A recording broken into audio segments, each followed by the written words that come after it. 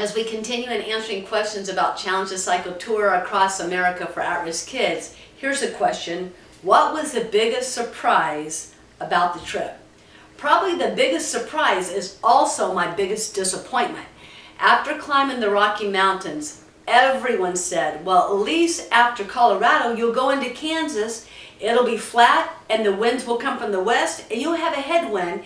And I was going straight across the northern part of Kansas. So from beginning to end, from west to east, I was going across the entire state. So I thought, wow, I'm going to have a whole week of tailwinds and it's going to be flat. It's going to be a lot of fun. Well, let me tell you something. Northern Kansas is not flat. And they are in a drought. And so for whatever reason, the winds were not coming from the west. They were coming from the east, and they were coming from the south, and they were coming from the north. But they were not coming from the west.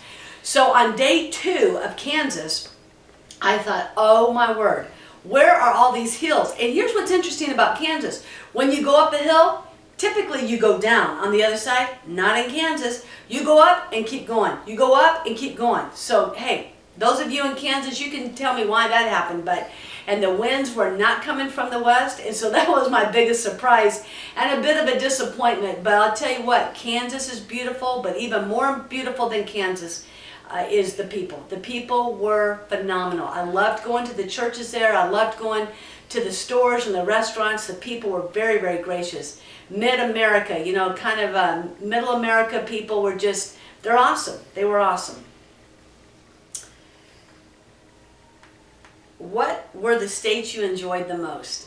Well, every state had two things. Every state had its beauty, and every state had its challenge. And so it's hard to answer that question because really every one of the 15 states that I went through, I thoroughly enjoyed the challenge because I grew from it, and I enjoyed the beauty because it was just kind of a gift, you know. But I did like Vancouver, Washington. The people there did a launch of Challenge the Cycle, and we had a big arch and had the mayor there. We had different people that were speaking on behalf of Teach One to Lead One. We had some of their Teach One to Lead One kids there, and it was just a fun day. And in the Northwest, on the very day that we launched, it was beautiful. It was sunny and it was gorgeous, and then we went over Mount Hood. So I love the state of Washington. Of course, that's the state I was raised in.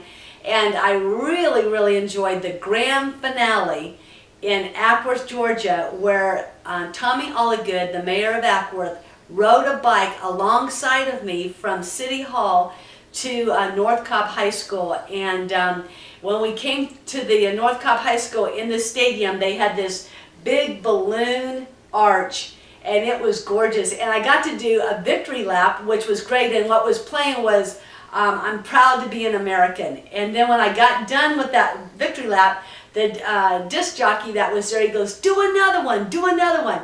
And when he said that, I just bust a move, man. I just started riding as hard as I could.